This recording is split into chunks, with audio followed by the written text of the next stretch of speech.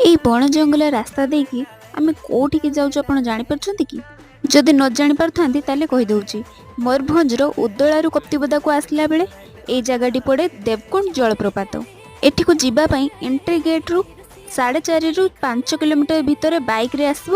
ଆଉ ଏଇଠି ବାଇକ୍ ରଖିକି ଏଇଠୁ 3.5 ରୁ 4 କିଲୋମିଟର ଚାଲି ଚାଲିକା ଯିବା ପାଇଁ ହୁଏ। ଆଉ ଆପଣ ଜଣେ ଯଦି ନେଚର ଲଭର ହେଇଥାନ୍ତି ନା, ଆପଣଙ୍କୁ ଏଇ ଜାଗା ବହୁତ ଭଲ ଲାଗିବ। ଏମିତି ନଦୀ, ଝରଣା, ଗଛପତ୍ର, ଦୂରର ପାହାଡ଼ ଦୃଶ୍ୟ ଦେଖି ଆପଣଙ୍କୁ ଯିବା ପାଇଁ ଏଠିକି ବହୁତ ଭଲ ଲାଗିବ।